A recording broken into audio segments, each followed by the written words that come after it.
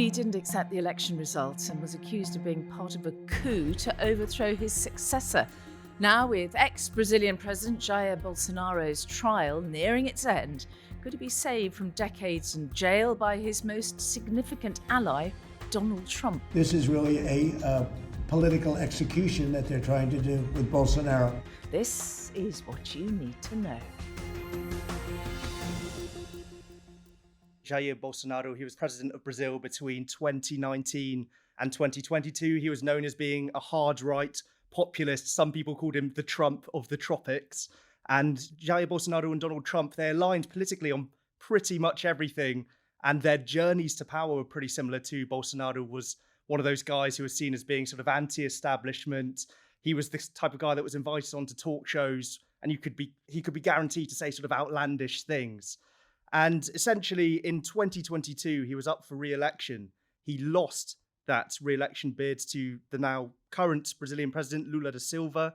And when he lost that bid, he is accused, charges he denies, of plotting to stay in power. So the charges he's facing in his trial at the moment include attempting to stage a coup, involvement in an armed criminal organization, attempted violent abolition of the rule of power, and 2 charges of damaging property. On January the 8th, 2023, in scenes remarkably similar to what we saw on January the 6th, 2021 in the United States, Bolsonaro's supporters, they stormed Brazil's Congress. There were over 1,000 arrests there. And again, it was kind of a similar end game and end story to the Donald Trump first term. Donald Trump is a big ally, isn't he, of Absolutely. Bolsonaro? How is he trying to help him?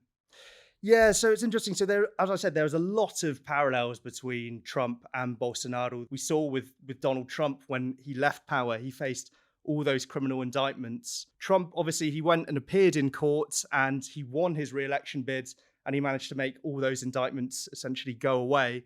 Bolsonaro, however, hasn't managed to make those go away. Brazil's Supreme Court is trying him and he's largely expected to be convicted. And so it's no surprise Donald Trump has been throwing his political weight around and has been calling this a witch hunt, saying this is exactly what he faced himself in the United States court. He's calling this political persecution and, you know, he's using all the weight of his power as commander-in-chief of the United States to put pressure on Brazil's courts to drop these charges. That pressure is coming in the form of tariffs. He's put 50% tariffs on Brazil. And I think we've got a clip of him speaking about that in the Oval Office a few weeks ago. And Brazil has some very bad laws happening where they took a president and they put him in jail, or they're trying to jail him. And I happen to know the man, and I will tell you, I'm pretty good at people. I think he's an honest man. I think what they've done, this is this is really a political execution that they're trying to do with Bolsonaro. I think that's terrible. But they also treated us very badly as trading partners for many, many years. One of the worst countries on earth for that. They charged tremendous tariffs and they made it very difficult to do anything. So now they're being charged 50% tariffs and they're not happy, but that's the way it goes. It's interesting stuff, isn't it? As well as calling Brazil a bad trading partner, he says the US runs a trade deficit with Brazil, meaning that the US buys more than it sells to Brazil. Is that actually true? That's absolutely not true. So in fact, the US has actually run a trade surplus of multi-millions of dollars with Brazil for years now. So Trump, he tries to sort of half justify these tariffs with, you know, these are for economic reasons. Brazil has been ripping us off, he says, when actually, you know, the US actually sells way more to Brazil than Brazil sells to the US. So that kind of shows that these tariffs are politically motivated. We know another way that Trump's been exerting pressure on Brazil is some of the Supreme Court justices involved in Bolsonaro's case. The US has revoked their US visas and they've sanctioned the Supreme Court judge in charge of this case, Alexandre de Moraes. He's become a bit of a pantomime villain in the Make America Great Again world and the Bolsonaro world. He actually got into a spat with former MAGA best buddy in chief Elon Musk last year when he ended up suspending Twitter for a number of weeks in Brazil when there were some accounts in Brazil that were spreading mis and disinformation. So that started a sort of very big spat between Elon Musk and Brazil's government. We saw Lula da Silva, the current Brazilian president, his wife actually said, "F you, Elon Musk," on camera in Brazil last year. So, in this kind of sort of almost telenovela soap opera of the Make America Great Again world, we're seeing, these big figures and these big egos get into these big sort of tit for tat arguments that are culminating with real political and economic consequences, as we're seeing now. Yeah, it's fascinating. The parallels between the two countries are extraordinary. If Bolsonaro is convicted, and you think it is likely that he might be, how do you think his supporters might respond? Yeah, that's a really interesting question. So we've seen pro-Bolsonaro protests at a number of locations across Brazil. The numbers haven't been that sort of overwhelming as you'd expect. In 2023, I was actually based in the United States with ITV News as a producer, and I was there for Donald Trump's first ever indictments and court appearances when he became the first former US president to appear in court on criminal charges. And when I went to some of those court appearances in New York and in Georgia, when he got the famous mugshots, there were, huge crowds and huge pro-Trump protests. And we saw Trump's polling numbers increase off the back of that. He was sort of creating this narrative that he was being politically persecuted.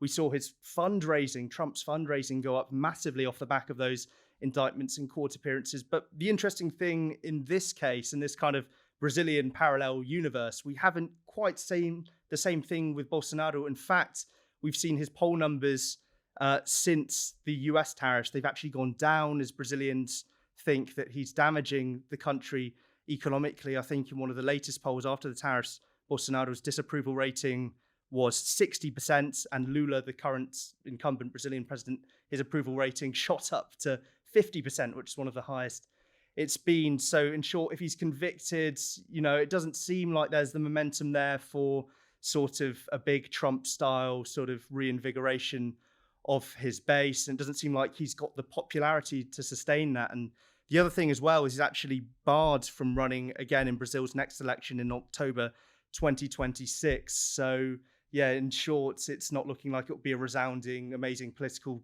comeback in the same vein as Trump when he sort of beat or at least quashed his own charges. Against all the odds. Yeah, still remarkable, isn't it? When you were working in the US and you were explaining that you had, because you were working in our bureau over there, weren't you? You came face to face with Bolsonaro, didn't you? What was that like? Yeah, that's right. So in January 2023, when Bolsonaro's supporters stormed Brazil's Congress, and we saw those sort of ugly scenes, incredibly reminiscent of January 6, 2021 in Washington, Bolsonaro, he wasn't actually in Brazil at the time. He was in the United States, and we had this kind of odd situation where he was there, and we sort of got a lot of footage of him in his shorts and flip-flops at supermarkets in Florida, taking pictures with fans and taking picture with Trump supporters who admired him. And he didn't actually re-enter Brazil for a while. And so 2 months after Brazil's Congress was stormed, it coincided with a conference that takes place every year called CPAC, which is basically a gathering of the biggest figures of the American and world right. And Bolsonaro was one of the keynote speakers there. So I went down to try and doorstep him. A doorstep is obviously when you kind of you surprise them. Exactly. You can't get a prearranged interview, so you go and try your luck. Okay, well, I think we can hear a snippet of that. And just to be clear, it's in Brazilian Portuguese. You studied that in Brazil, and we can get a translation from you afterwards. But let's have a look. Bolsonaro, você vai concorrer de novo em 2026? So essentially I asked him, are you going to run again in 2026? Bear in mind that was filmed in 2023. And he replied to me, that's a long way away. When he answered that, that was before Brazil's courts banned him from running again due to the charges he's facing. So again, I know we keep talking about the Trump-Bolsonaro sort of parallels here. This is kind of, as I said, a parallel universe where, Trump successfully managed to win re-election and squash all those criminal charges he was facing. Bolsonaro hasn't managed to do that, which, some people say goes to show the strength of Brazil's institutions. They've managed to successfully, well, it seems like everyone's expecting him to be convicted in the coming weeks. It seems like Brazil has actually managed to successfully try a former leader, which for a country, they were under military dictatorship until 1985. It's quite a fractious fragile and new in many ways democracy. So that's quite remarkable when you think, America likes to call itself the leader of the free world. Some people say that Trump's re-election and the fact that he's managed to squash his charges shows maybe that's not the most sort of democratic of processes, perhaps. Brazil is managing to hold their former leader to account. Shortly after that question, I hung around Mary for a few hours to try and get another bite at the apple, and I asked him, do you accept you lost the election? Because he never conceded his election defeat. I asked him, do you accept you lost the election? Do you accept it was a fair election? And he didn't reply to me, and his bodyguard pushed me away. Oh, really? Yeah. There's your answer then. Yeah, exactly. There is elections next year in Brazil. That's right, yeah. What impact do you think the verdict in this trial will have on that? Yeah, it's a really interesting question. As I said, we're not seeing a massive sort of fundraising or polling bounce in favour of Bolsonaro. He's still, as it stands, banned from running in that election. He's trying to fight that ban. If he gets convicted, it'll be very complicated for him to challenge that. But, he's got 3 sons who are very politically prominent. One of them, Eduardo, his youngest son, was just on Steve Bannon, Trump's former chief strategist. He was on Steve Bannon's podcast this week. He's quite a high-profile figure. So who knows? It's quite likely that one of his sons may run in his place as a kind of proxy. Or, there's some other sort of hard-right figures in Brazil, like the governor of São Paulo, who could run. The other thing is we've got Lula, the current president, who's kind of a very old establishment left figure in Brazil. As I said, he's seen a little bit of a polling bounce in the face of those US tariffs. But, he's approaching around, I think, 80 years old. A lot of people in Brazil, a lot of Brazilian friends I've been speaking to, while they respect the work that Lula's done, a lot of them think it's time for change and time for a younger person with fresh ideas. And if we're going to make US parallels again, maybe we can look back to that, Joe Biden, when he was running for re-election. A lot of people said he was too old and it was time for new ideas in America. So it'll be very interesting to see what happens. And the other thing we need to bear in mind as well is if Bolsonaro is convicted, as he's expected to be, will Donald Trump impose higher tariffs? Will we see Elon Musk get involved and throw his financial weight behind one of Bolsonaro's sons or one of the hard right candidates? So we've got to sort of be prepared for the political and financial might of the Make America Great Again movement in Brazil's election in 2026. Yeah, amazing. So much is yet to be played out in it. Will, thank you very much. And for more global analysis from our team, head to itv.com/news. Until our next quick briefing, thanks for joining us.